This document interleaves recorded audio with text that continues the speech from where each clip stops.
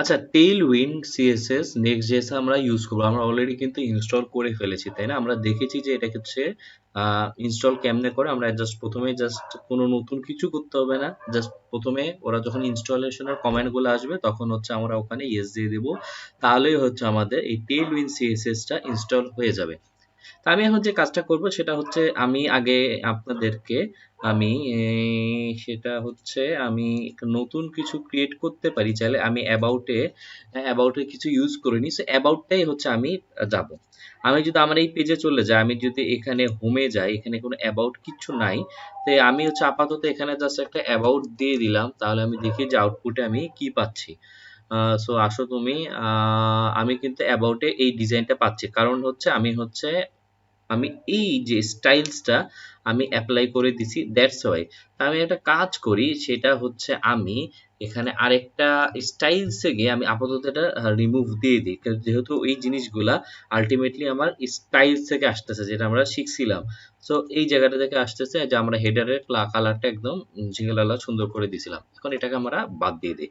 তাহলে যদি বাদ দিয়ে দিই তাহলে কিন্তু আমাদের এই জিনিসগুলা, আমি যদি আবার রিফ্রেশ দিই তাহলে কিন্তু আগের মতো হয়ে গেছে। সো আমি এখন চলে যাব আমার অ্যাবাউটে। অ্যাবাউটে যে জিনিসটা খুব ইন্টারেস্টিং সেটা হচ্ছে আমরা এখন এখানে টেইলউইন্ড সিএসএস এর যেগুলো পাওয়ার সেগুলো ইউজ করব। আমি যদি এখন দেই টেক্সট 3 এক্সেল তাহলে দেখি যে আমার আউটপুটে কি আসে। আমার এখানে আউটপুট আমি যদি রিফ্রেশ দেই তাহলে হচ্ছে আমরা হয়তো রেজাল্টটা বুঝবো না। আচ্ছা, আমরা কাজ করি, আমরা টেইলউইন্ড সিএসএস এ চলেই যাই, তাহলে হচ্ছে আমরা খুব সুন্দর মতো এগুলো অ্যাপ্লাই করব। টেইলউইন্ড সিএসএস এ যাব, আমাদের কিন্তু ইনস্টল করা শেষ। আমি গেট স্টার্টেড এ যাব।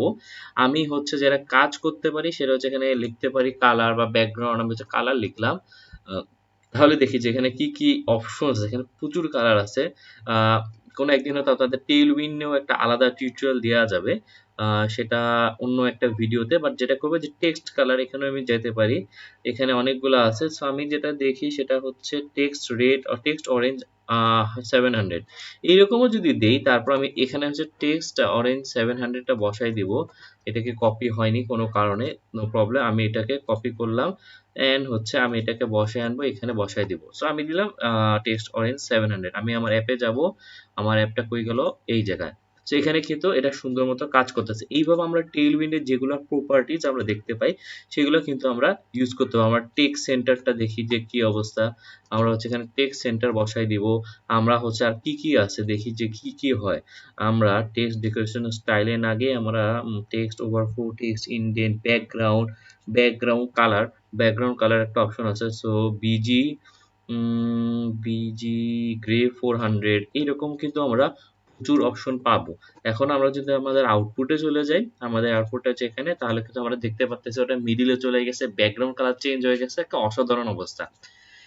সো আমরা যখন প্রজেক্ট করব, আমরা যখন কোনো বিগ প্রজেক্ট করতে যাব, তখন কিন্তু আমাদের এই জিনিসগুলো হচ্ছে মাথায় রাখতে হবে যে আলটিমেটলি আমাদের টেইলউইন্ড সিএসএস আমাদের নেক্সট.জেএস আমরা কিভাবে ইউজ করব।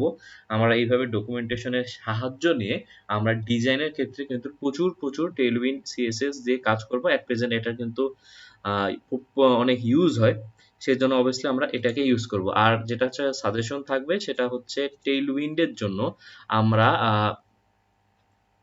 আমাদের তাদের যে অফিসিয়াল ডক সেটা থেকেই হেল্প নিব। মানে এটা হচ্ছে যারা বিগিনার তাদের বেশি মুখস্থ করা বা এইরকম কিছু নেই, এটা হচ্ছে আপনারা ডাইরেক্ট ওখান থেকেই দেখে দেখে কিন্তু কাজগুলা করতে পারবেন। এই ভিডিওতে এতটুকুই, আশা করি আপনারা বুঝতে পারলেন যে আমরা টেইলউইন্ডটা কিভাবে আমাদের নেক্সট জেএস এ ইউজ করব।